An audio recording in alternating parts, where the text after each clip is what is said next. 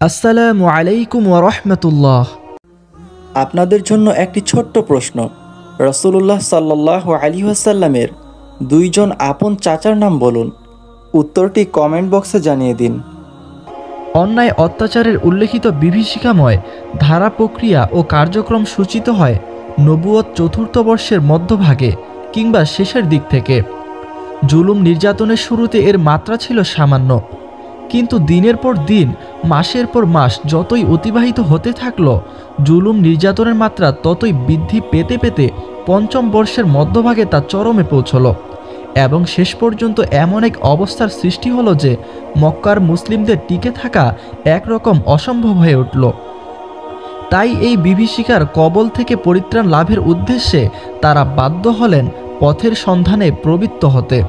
অনিশ্চয়তা এবং দুঃখ দুর্দশার এই ঘোর অন্ধকারাচ্ছন্ন অবস্থার মধ্যে অবতীর্ণ হল সূরা জুমার।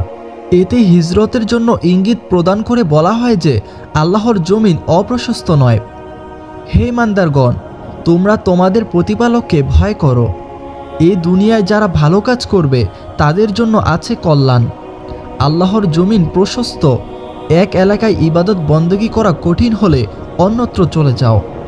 আমি ধৈর্যশীলদেরকে তাদের পুরস্কার অপরিমিতভাবে দিয়ে থাকি। সুবহানাল্লাহ। সূরা আজ-জুমার আয়াত নম্বর 10। অত্যাচারের মাত্রা যখন ধৈর্য ও সহ্যের সীমা অতিক্রম করে গেল, বিশেষ করে কুরআন শরীফ পড়তে এবং সালাত আদায় করতে না দেওয়ার মানসিক যন্ত্রণা যখন চরমে পৌঁছালো, তখন তারা দেশান্তরের কথা চিন্তাভাবনা করতে শুরু করলেন। তিনি বহু পূর্ব থেকেই আবিসিনিয়া সম্রাট আসহামা নাজাসির উদারতা এবং ন্যায়পরায়ণতা সম্পর্কে অবহিত ছিলেন। অধিকন্ত সেখানে কারো প্রতি যে কোনো অন্যায় অত্যাচার করা হয় না সে কথাও তিনি জানতেন। মুসলিম সেখানে গমন করলে নিরাপদে থাকার এবং নির্বিঘ্নে ধর্মকর্ম করার সুযোগ লাভ করবে। এসব কিছু বিচার বিবেচনা করে তাদের জীবন এবং ইমানের নিরাপত্তা বিধান এবং নির্বিঘ্নে ধর্মকর্ম করার সুযোগ লাভের উদ্দেশ্যে হিজরত করে আবিসিনিয়ায় গমনের জন্য রাসূলুল্লাহ সাল্লাল্লাহু আলাইহি ওয়াসাল্লাম সাহাবীগণ রাদিয়াল্লাহু তাআলা আনহুম আজমাইনকে নির্দেশ প্রদান করেন। এদিকে মুহাজিরগণ সম্পূর্ণ নিরাপদে আবিসিনিয়া বসবাস করতে থাকলেন। পূর্বান্নেই বলা হয়েছে যে এ দলটি রজব মাসে মক্কা থেকে হিজরত করেন, কিন্তু সেই বছরটি রমজান মাসে কাবা শরীফে একটি অত্যন্ত গুরুত্বপূর্ণ ঘটনা সংঘটিত হয়ে যায়। মুসলিমদের সঙ্গে কাফিরদের সিজদা ও মুহাজিরদের প্রত্যাবর্তন। একই বছর রমজান মাসে নবী করিম সাল্লাল্লাহু আলাইহি ওয়াসাল্লাম হারাম শরীফের উদ্দেশ্যে বের হন। কুরাইশগণের এক বিরাট জনতা সেই সময় সেখানে উপস্থিত ছিলেন। নবী করিম সাল্লাল্লাহু আলাইহি ওয়াসাল্লাম সেখানে উপস্থিত হয়েই আকস্মিকভাবে সূরা নাজম পাঠ করতে আরম্ভ করেন। ওই সকল লোকেরা ইতিপূর্বে কুরআন শ্রবণ করত না এবং কোথাও কুরআন পাঠ করা হলে তারা শরগোল করে এমন এক অবস্থার সৃষ্টি করত যাতে তা শ্রুতিগোচর না হয়। কারণ তাদের একটি বদ্ধমূল ধারণা ছিল কুরআন শ্রবণ করলে তারা প্রভাবিত হয়ে পড়বে।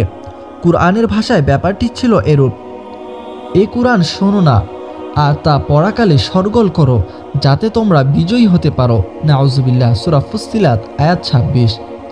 কিন্তু নবী করিম সাল্লাল্লাহু আলাইহি ওয়াসাল্লাম যখন এ সূরাটি পাঠ আরম্ভ করলেন, তখন কালামে ইলাহির অশ্রুতপূর্ব সুললিত বাণী, অবর্ণনীয় কমনীয়তা ও অপরূপ মিষ্টতা যখন তাদের কর্ণকুহরে প্রবিষ্ট হলো, তখন তারা মন্ত্রমুগ্ধের ন্যায় সম্পূর্ণ ভাবাশিষ্ট এবং হতচকিত হয়ে পড়লেন। আল্লাহু আকবার। ইতিপূর্বে কুরআন পাঠের সময় তারা যেভাবে গণ্ডগোল করত, সেরকম গণ্ডগোল করা তো দূরের কথা, বরং আরও গভীর মনোযোগের সঙ্গে কান পেতে তারা তা শুনতে থাকল।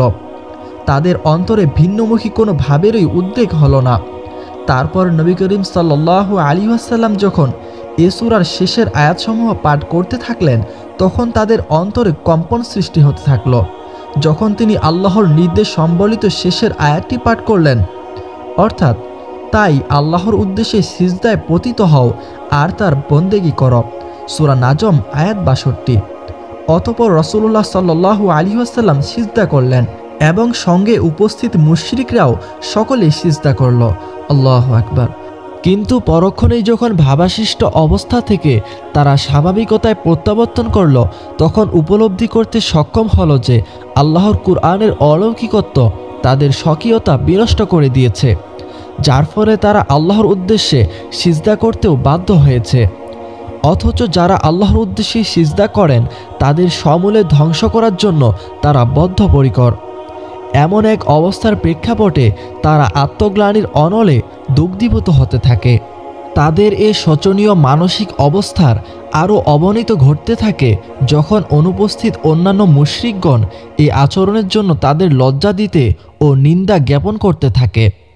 এই ত্রিশঙ্কু অবস্থা থেকে আত্মরক্ষা এবং তাদের সমালোচনা মুখর মুশরিকগণের দৃষ্টির মোড় পরিবর্তনের উদ্দেশ্যে তারা রাসূলুল্লাহ সাল্লাল্লাহু আলাইহি ওয়াসাল্লামের নামে অপবাদ দিয়ে একটি অপপ্রচার শুরু করল। তারা একটি নির্জলা মিথ্যাকে নানা রূপ ও রং দিয়ে রাসূলুল্লাহ সাল্লাল্লাহু আলাইহি ওয়াসাল্লামের নামে প্রচার শুরু করল যে তিনি তাদের প্রতিমাসমূহের ইজ্জত ও সম্মানের প্রসঙ্গ উল্লেখ করে বলেছেন, এরা সব উচ্চ পর্যায়ের দেবদেবী, তাদের শাফায়াতের আশা করা যায়, নাউজুবিল্লাহ। অথচ তা ছিল মিথ্যা। নবী করিম সাল্লাল্লাহু আলাইহি ওয়াসাল্লামের সঙ্গে সিজদা করে তাদের ধারণায় তারা যে ভুলটি করেছিল তার গ্লানি থেকে মুক্তি লাভের উদ্দেশ্যেই তাদের এই অপপ্রচার।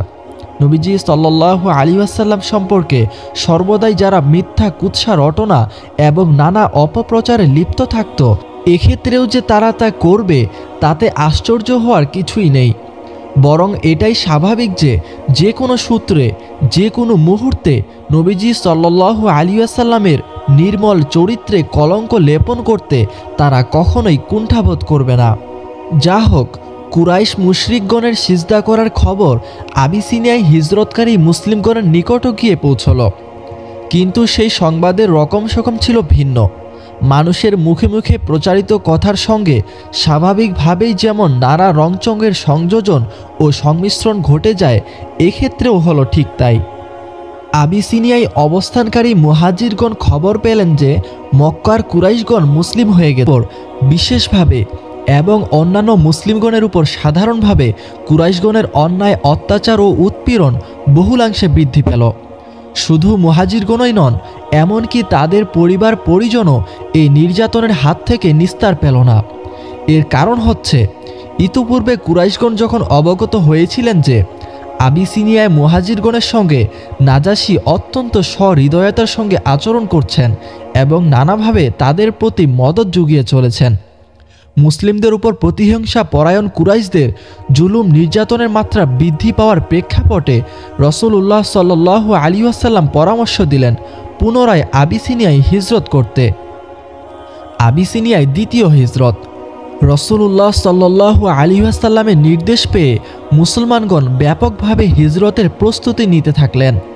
কিন্তু এই দ্বিতীয় হিজরত ছিল খুবই কঠিন, কেননা প্রথম হিজরতের সময় কুরাইশগণ সচেতন ছিল না, কিন্তু অতন্দ্র প্রহরীর মতো এখন তারা সচেতন এবং যে কোনো মূল্যে এ ধরনের প্রচেষ্টা প্রতিহত করার ব্যাপারে বদ্ধপরিকর ছিলেন। কিন্তু আকাঙ্ক্ষিত উদ্দেশ্য সাধনে সাফল্য লাভের ব্যাপারে কুরাইশগণের তুলনায় মুসলমানদের সচেতনতা ও ঐকান্তিকতার মাত্রা ছিল অনেক গুণে বেশি। উপরন্তু নিরীহ, নির্দোষ এবং ন্যায়নিষ্ঠ মুসলিমদের প্রতি ছিল আল্লাহ তাআলার বিশেষ অনুগ্রহ, যার ফলে কুরাইশগণের তরফ থেকে কোনো অনিষ্ট কিংবা প্রতিবন্ধকতা আসার পূর্বেই তারা সহি সালামতে গিয়ে পৌঁছলেন হাবশার সম্রাটের দরবারে। সুবহানাল্লাহ। দ্বিতীয় দফায় সর্বমোট ৮২ জন কিংবা ৮৩ জন পুরুষ হিজরত করেছিলেন। এর মধ্যে আম্মার রাদিয়াল্লাহু তাআলা আনহুয়ের হিজরত সম্পর্কে মতপার্থক্য রয়েছে এবং ১৮ কিংবা ১৯ জন মহিলা ওই দলে ছিলেন। আল্লামা সুলাইমান মানসুরপুরি দৃঢ়ভাবে মহিলা মুহাজিরগণের সংখ্যা ১৮ বলেছেন। আবিসিনিয়ায় হিজরতকারী মুহাজিরগণের বিরুদ্ধে কুরাইশদের ষড়যন্ত্র।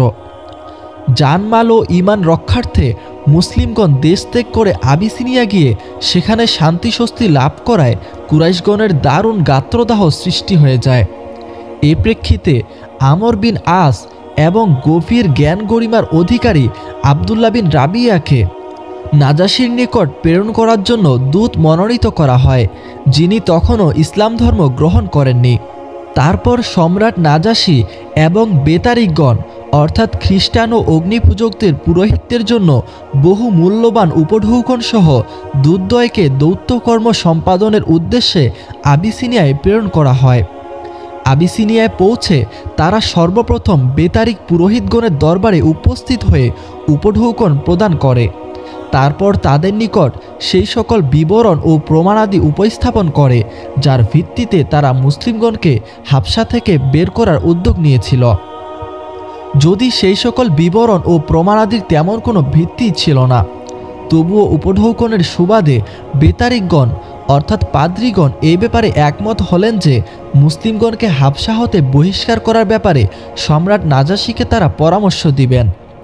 বেতারিকগণের নিকট থেকে সহযোগিতা লাভের আশ্বাস পেয়ে কুরাইশ দূতেরা সম্রাট নাজাশির দরবারে উপস্থিত হয়ে উপঢৌকন প্রদান করে আর্জি পেশ করে।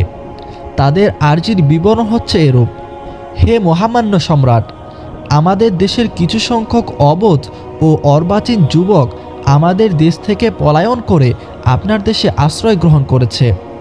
তারা তাদের পূর্বপুরুষগণের নিকট থেকে বংশ পরম্পরা সূত্রে চলে আসা ধর্মমত পরিত্যাগ করেছে। আপনার দেশে আশ্রয় গ্রহণ করে আপনার ধর্মমত গ্রহণ করেননি। এ হচ্ছে তাদের চরম ধৃষ্টতার পরিচায়ক। শুধু তাই নয়, এরা নাকি একটা নতুন ধর্মমত আবিষ্কার করেছে। এর চেয়ে আজগুবি ব্যাপার আর কি হতে পারে বলুন? আমাদের গোত্রীয় প্রধান এবং গণ্যমান্য ব্যক্তিগণ এ সকল অর্বাচীনের পিতামাতা, মুরব্বী ও আত্মীয় স্বজনগণ তাদেরকে স্বদেশ ফেরত পাঠানোর অনুরোধ জানিয়ে আমাদের দুজনকে দূত হিসেবে দরবারে প্রেরণ করেছেন। আপনি অনুগ্রহ করে আমাদের সঙ্গে ওদের ফেরত পাঠানোর ব্যবস্থা করুন। আমাদের প্রধানগণ এদের ভালোমন্দ সম্পর্কে ভালোভাবে বোঝেন এবং তাদের অসন্তোষের কারণ সম্পর্কে ওয়াকেফাল রয়েছেন। কুরাইশ দূতেরা সম্রাটের নিকট যখন এই আর্জি পেশ করল, তখন পুরোহিতগণ বললেন, মহামান্য সম্রাট, এরা উভয়ই খুব যুক্তিসঙ্গত এবং সঠিক কথা বলছে। আপনি এদের হাতে ওই দেশত্যাগী যুবকদের সমর্পণ করে দিন। আমাদের মনে হয় এটাই ভালো যে তারা তাদের স্বদেশে ফেরত নিয়ে যান। কুরাইশ দূতগণের কথাবার্তা শ্রবণের পর সম্রাট নাজাশি গভীরভাবে কিছুক্ষণ চিন্তা করে নিয়ে বললেন, আলোচ্য বিষয়টির বিভিন্ন দিক সম্পর্কে সুস্পষ্ট ধারণা লাভের পূর্বে কোনো কিছু মন্তব্য প্রকাশ করা কিংবা সিদ্ধান্ত নেওয়া সমীচীন হবে না। সিদ্ধান্ত নেওয়ার পূর্বে বিষয়টির খুঁটিনাটি সম্পর্কে ওয়াকিফাল হওয়া তার বিশেষ প্রয়োজন। এ প্রেক্ষিতে তার দরবারে উপস্থিত হওয়ার জন্য তিনি মুসলিমদের আহ্বান জানালেন। মুসলিমগণ আল্লাহ তাআলার কথা স্মরণ করে বিষয়ের খুঁটিনাটি সহ সকল কথা সম্রাট সমীপে পেশ করার জন্য উত্তম মানসিক প্রস্তুতি সহকারে সম্রাটের দরবারে গিয়ে উপস্থিত হলেন। সম্রাট নাজাশি তার দরবারে উপস্থিত মুসলিমদের লক্ষ্য করে বললেন, যে ধর্মে দীক্ষিত হওয়ার কারণে যুগ যুগ ধরে পূর্বপুরুষগণের বংশ পরম্পরা সূত্রে চলে আসা ধর্ম তোমরা পরিত্যাগ করেছ এবং এমনকি আমাদের দেশে আশ্রিত হয়েও তোমরা আমাদের ধর্মের প্রতি সম্পূর্ণ উদাসীন রয়েছ, সে ধর্মটি কোন ধর্ম? প্রত্যুত্তরে মুসলিমদের মনোনীত মুখপাত্র হিসেবে জাফর বিন আবু তালিব অকপটে বলে চললেন, হে সম্রাট, আমরা ছিলাম অজ্ঞতা, অশ্লীলতা ও অনাচারের অন্ধকারে নিমজ্জিত দুষ্কর্মশীল এক জাতি। আমরা প্রতিমা পূজা করতাম, মৃত জীব জানোয়ারের মাংস ভক্ষণ করতাম, নির্বিচারে ব্যভিচার ও অশ্লীলতায় লিপ্ত থাকতাম, আত্মীয়দের সঙ্গে সম্পর্ক ছিন্ন করতাম, পাড়া প্রতিবেশীদের সঙ্গে অন্যায় আচরণ করতাম, আমানতের খেয়ানত ও মানুষের হক পয়মাল করতাম এবং দুর্বলদের সহায় সম্পদ গ্রাস করতাম। এমন এক অন্ধকারাচ্ছন্ন সমাজ জীবনে আমরা যখন মানবেতর জীবনযাপন করে আসছিলাম, তখন আল্লাহ রব্বুল আলামিন অনুগ্রহ করে আমাদের মাঝে এক রাসূল প্রেরণ করলেন। তার বংশমর্যাদা, সততা, সহনশীলতা, সংযমশীলতা, ন্যায়নিষ্ঠা, পরোপকারিতা ইত্যাদি গুণাবলী এবং চারিত্রিক বৈশিষ্ট্য সম্পর্কে পূর্ব থেকেই আমরা অবহিত ছিলাম। তিনি আমাদেরকে আহ্বান জানিয়ে বললেন যে সমগ্র বিশ্বজাহানের স্রষ্টার প্রতিপালক এক আল্লাহ ছাড়া আমরা আর কারো উপাসনা করব না। বংশ পরম্পরা সূত্রে এ যাবত আমরা যে সকল প্রস্তর মূর্তি বা প্রতিমা পূজা করে এসেছি সেসব বর্জন করব। অধিকন্ত মিথ্যা বর্জন করা, পাড়া প্রতিবেশীগণের সঙ্গে সদ্ব্যবহার করা, অশ্লীল অবৈধ কাজকর্ম থেকে বিরত থাকা এবং রক্তপাত পরিহার করে চলার জন্য নির্দেশ প্রদান করেন। তাছাড়া মহিলাদের উপর নির্যাতন চালানো কিংবা মহিলাদের অহেতুক অপবাদ দেয়া থেকেও বিরত থাকার জন্য তিনি পরামর্শ দেন। আল্লাহর সঙ্গে শরিক করা থেকে বিরত থাকার জন্য তিনি পরামর্শ দেন। অধিকন্ত সালাত, রোজা এবং জাকাতের জন্য তিনি আমাদের নির্দেশ প্রদান করেন। এইভাবে জাফর অত্যন্ত চিত্তোদ্দীপক এবং মর্মস্পর্শী ভাষায় ইসলামের মূলনীতি এবং বিধিবিধানগুলো বর্ণনা করলেন।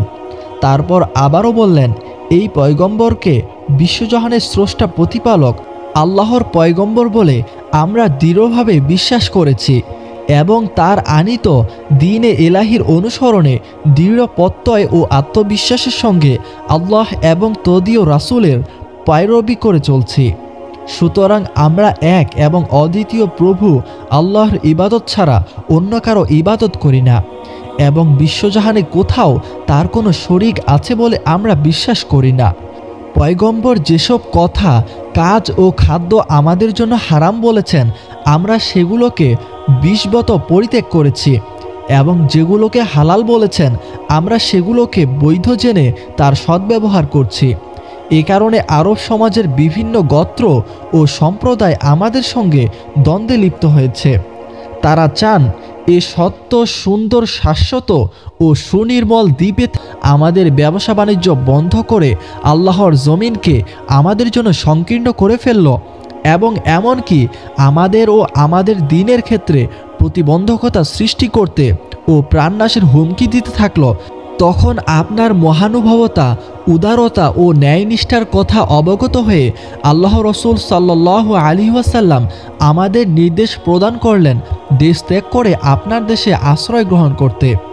হে সম্রাট, আমরা আপনার সহৃদয়, উদারতা ও মহানুভবতায় মুগ্ধ হয়েছি। আমরা চাই আপনার আশ্রয়ে সুশীতল ছায়াতলে অবস্থান করতে।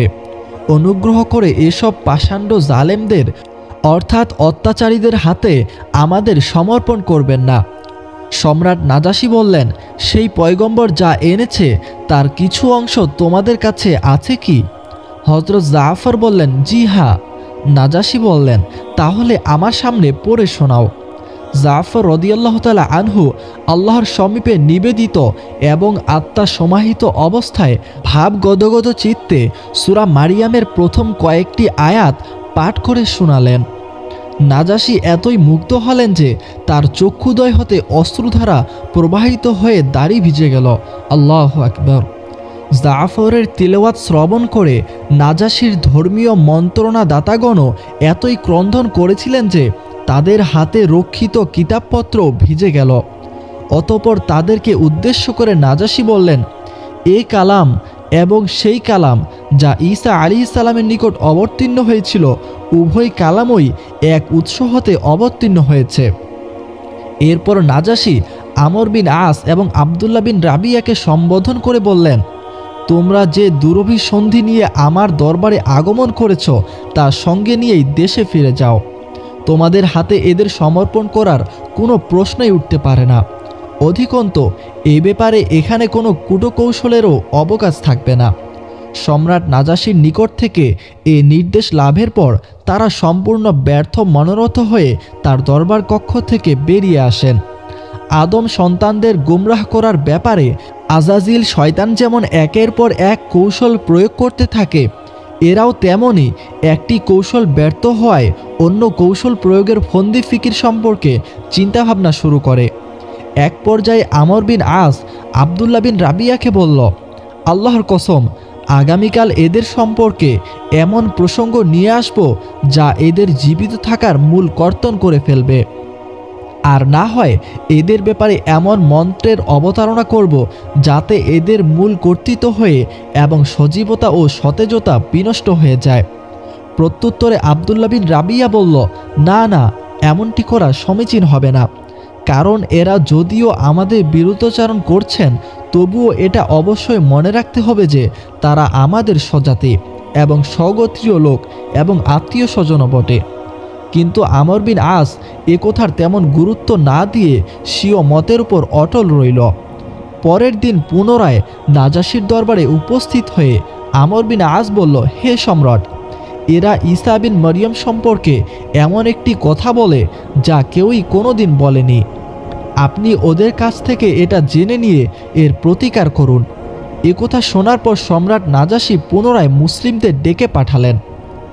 তারা দরবারে এসে উপস্থিত হলে ঈসা আলাইহিসসালাম সম্পর্কে মুসলিমগণ কী ধারণা পোষণ করেন তা তিনি জানতে চাইলেন। সম্রাটের মুখ থেকে এ কথা শুনে মুসলিমগণ দ্বিধাদ্বন্দ্ব এবং সংশয়ের মধ্যে নিপতিত হলেন।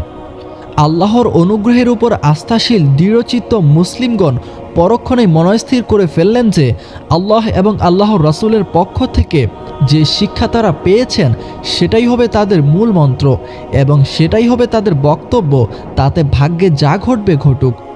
নাজাশীর প্রশ্নের উত্তরে জাফর বললেন, আল্লাহ এবং আল্লাহ রাসূল সাল্লাল্লাহু আলাইহি ওয়াসাল্লামের পক্ষ থেকে আমরা যে শিক্ষা লাভ করেছি তাতে আমরা জেনেছি যে ঈসা আলাইহিসসালাম হচ্ছেন আল্লাহর বান্দা এবং রাসূল। তার মা বিবি মরিয়ম ছিলেন সতীসাধ্বী এবং আল্লাহর দৃষ্টিতে উচ্চ মর্যাদার মহিলা। আল্লাহর হুকুম এবং বিশেষ ব্যবস্থাধীনে কুমারী মরিয়মের গর্ভে ঈসা আলাইহিসসালামের জন্ম হয়। এ কথা শ্রবণের পর নাজাশী এক টুকরো খড় উঁচু করে ধরে বললেন, আল্লাহর শপথ, যা তোমরা বলেছ ঈসা আলাইহিসসালামের চেয়ে এ খড় পরিমাণেও বেশি কিছু ছিলেন না। এ প্রেক্ষিতে পুরোহিতগণও হু হু বলে সমর্থন জ্ঞাপন করলেন। আল্লাহু আকবার। নাজাশী বললেন, হ্যাঁ, এখন তো তোমরা হা হু বলে সমর্থন জ্ঞাপন করবেই। তারপর নাজাশী মুসলিমদের লক্ষ্য করে বললেন, তোমরা নির্ভয়ে শান্তি ও নিরাপত্তার সঙ্গে আমার রাজ্যে বসবাস করো। যে কেউ তোমাদের উপর অন্যায় করবে তার জন্য জরিমানা ও শাস্তি বিধানের ব্যবস্থা করা হবে। তোমাদের প্রতি অন্যায় অত্যাচারের বিনিময়ে আমার হাতে কেউ সোনার পাহাড় এনে দিলেও আমি তা সহ্য করব না।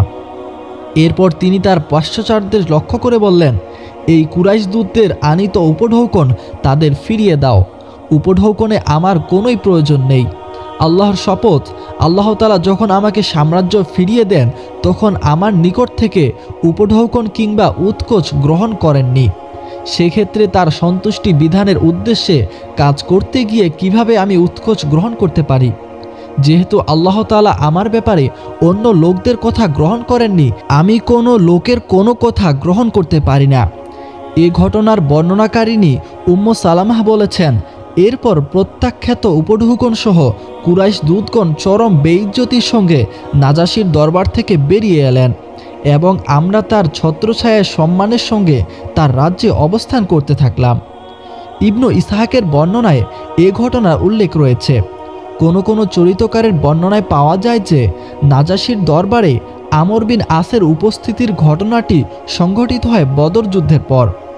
সামঞ্জস্য বিধানের জন্য বলা হয়েছে আমর বিন আস 2 দফা নাজাশীর দরবারে গিয়েছিলেন, কিন্তু বদর যুদ্ধের পর নাজাশীর দরবারে আমর বিন আসের উপস্থিতি সূত্রে সম্রাট নাজাশী এবং জাফরের মধ্যে যে কথোপকথন উল্লেখ করা হয়েছে তার সঙ্গে আবিসিনিয়ায় হিজরতের পর নাজাশী এবং জাফরের মধ্যে যে কথোপকথন হয়েছিল তার হুবহু মিল রয়েছে। অধিকন্ত ইবনু ইসহাকের বর্ণনায় আবিসিনিয়ায় হিজরতের পর নাজাশীর দরবারে আমর বিন আসের উপস্থিতির কথা বলা হয়েছে এবং ওই একই প্রশ্নোত্তরের কথা উল্লেখিত হয়েছে। কাজেই উপর্যুক্ত বিভিন্ন তথ্য প্রমাণের প্রেক্ষাপটে এটা নির্দ্বিধায় বলা যায় যে মুসলিমদের ফেরত আনার জন্য আমর বিন আস মাত্র একবার নাজাশীর দরবারে গিয়েছিলেন এবং ঘটনা সংঘটিত হয়েছিল আবিসিনিয়ায় হিজরতের পরপরই।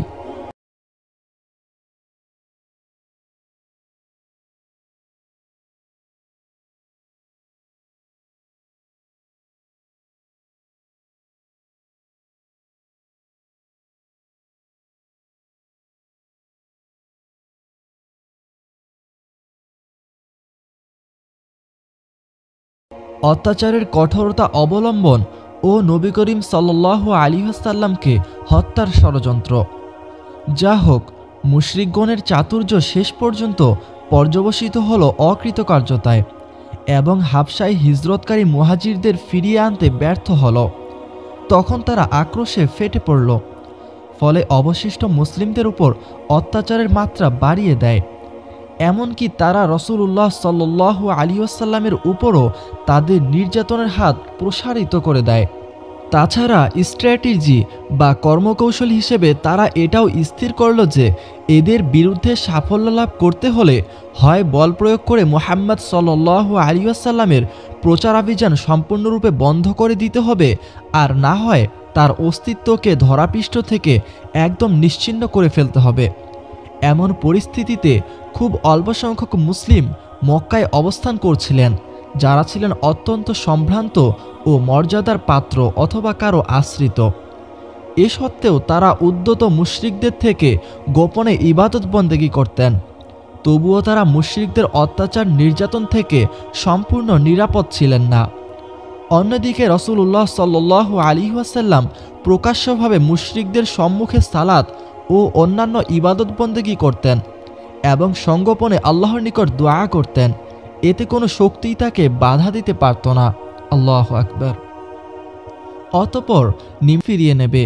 মুহাম্মদ সাল্লাল্লাহু আলাইহি ওয়াসাল্লামের মর্যাদা ও প্রভাবের কারণে এছাড়া আর কিছুই করার ছিল না। অধিকন্ত মুহাম্মদ সাল্লাল্লাহু আলাইহি ওয়াসাল্লামের অভিভাবক ছিলেন আবু তালিব, যিনি তার ভ্রাতুষ্পুত্র এবং মুশরিকগণের মধ্যে বিরাজমান ছিলেন। তার কারণে মুহাম্মাদের উপর যে কোনো কিছু করতে ভীত ছিল। তাছাড়া বনু হাশিমের পক্ষ থেকেও তাদের আশঙ্কা ছিল। তাদের উদ্দেশ্য সাধনের ক্ষেত্রে কোনো সিদ্ধান্তের উপর আস্থা রাখতে পারছিল না। যখন ওই মুশরিকরা কোনো পদক্ষেপ গ্রহণের মনস্থ করত, তারা দেখত যে তাদের এ কর্মপন্থা রাসূলুল্লাহ সাল্লাল্লাহু আলাইহি ওয়াসাল্লামের দাওয়াতের কাছে খড়কুটোর মতোই তুচ্ছ ও অকার্যকর। অত্যাচারে অত্যাচারে কিভাবে তারা মুসলিমদের জর্জরিত এবং অতিষ্ঠ করে তুলেছিল তার অসংখ্য প্রমাণ এ সম্পর্কিত হাদিসসমূহের পৃষ্ঠায় রয়েছে।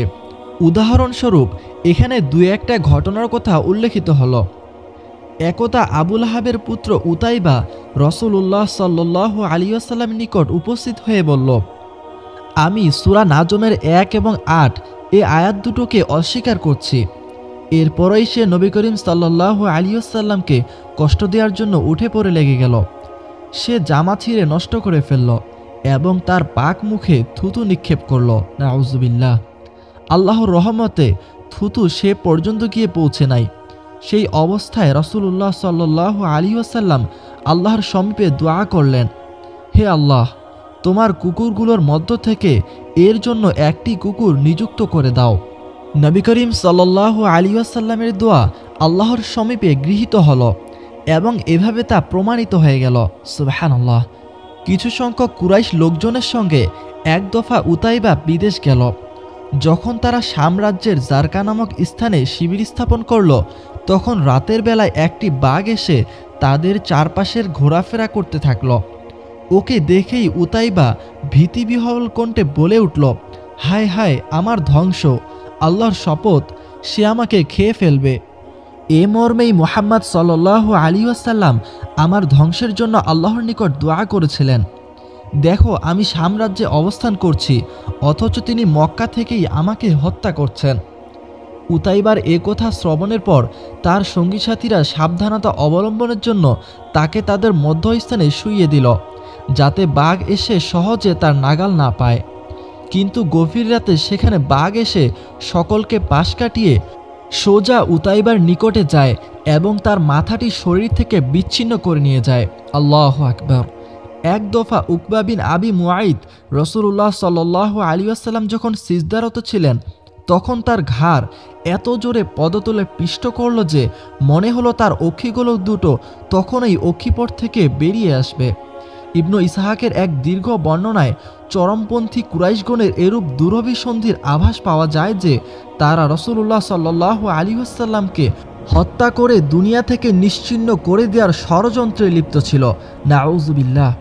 অন্যান্য কুরাইশ দুর্বৃত্তদের সম্পর্কেও সত্যিকারভাবে বলা যায় যে রাসূলুল্লাহ সাল্লাল্লাহু আলাইহি ওয়াসাল্লামকে হত্যার মাধ্যমে ধরাপৃষ্ঠ থেকে ইসলামের নাম নিশানা মুছে ফেলার এক গভীর চক্রান্ত ও ষড়যন্ত্র তাদের অন্তরে ক্রমেই দানা বেঁধে উঠতে থাকে।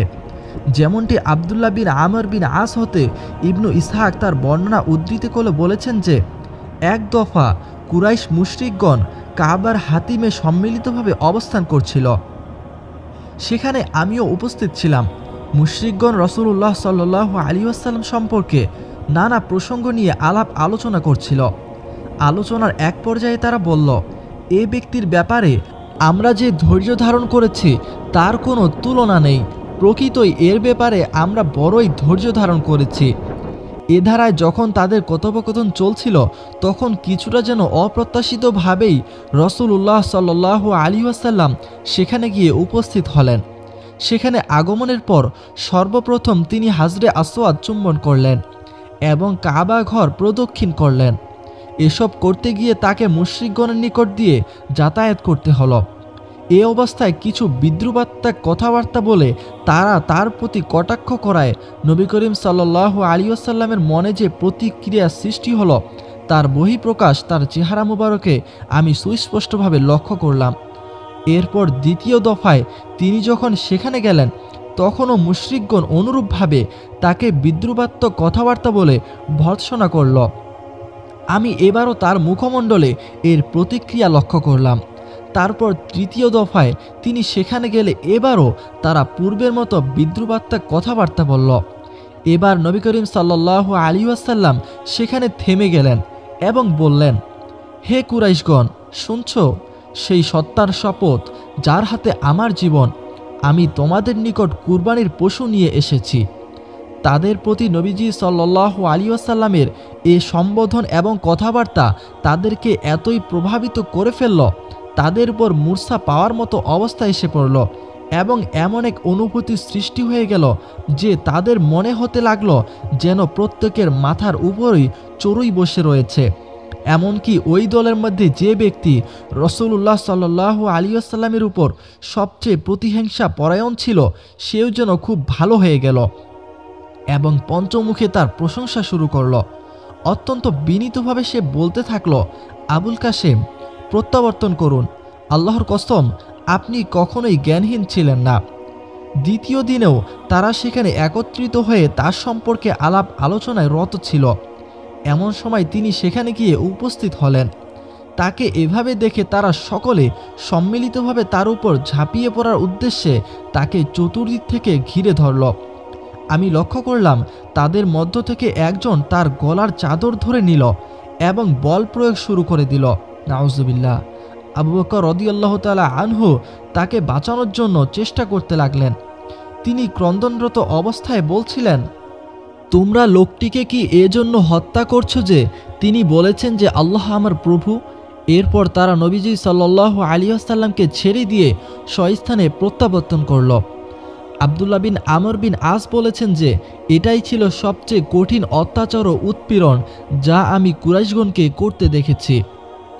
সহিহুল বুখারীতে উরওয়া বিন জুরাইর রাদিয়াল্লাহু তাআলা আনহু হতে বর্ণিত এক বিবরণ থেকে জানা যায়, তিনি বলেছেন যে আমি আব্দুল্লাহ বিন আমর বিন আসকে মুশরিকগণ নবীজি সাল্লাল্লাহু আলাইহি ওয়াসাল্লামের উপর সবচেয়ে কঠিন যে নিপীড়ন চালিয়েছিল তা আমার সামনে বিস্তারিতভাবে বর্ণনা করার জন্য প্রশ্ন করলাম।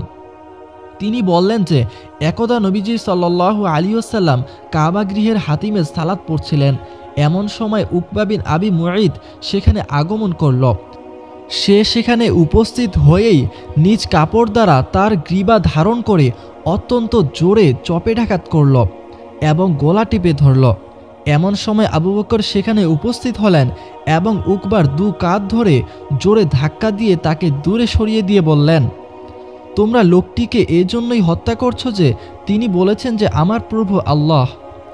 আসমার বর্ণনায় অধিক বিস্তারিতভাবে বর্ণিত হয়েছে যে আবু বকরের নিকট যখন এই আওয়াজ পৌঁছল যে আপন বন্ধুকে বাঁচাও, তিনি তখন অত্যন্ত ক্ষিপ্রতার সঙ্গে আমাদের মধ্য থেকে বের হলেন। তার মাথার উপর 4টি ঝুঁটি ছিল। যাবার সময় আবু বকর বলতে বলতে গেলেন, তোমরা লোকটিকে শুধু এ কারণে হত্যা করছো যে তিনি বলেন যে আমার প্রভু আল্লাহ। এরপর মুশরিকগণ নবী করিম সাল্লাল্লাহু আলাইহি ওয়াসাল্লামকে ছেড়ে দিয়ে আবু বকরের উপর ঝাঁপিয়ে পড়েন। তিনি যখন ফেরত আসলেন তখন তার অবস্থা ছিল এরূপ যে আমরা তার চুলের মধ্য থেকে যে ঝুঁটিটাই ধরছিলাম সেটাই আমাদের টানের সঙ্গে সঙ্গে উঠে আসছিল। আল্লাহু আকবার।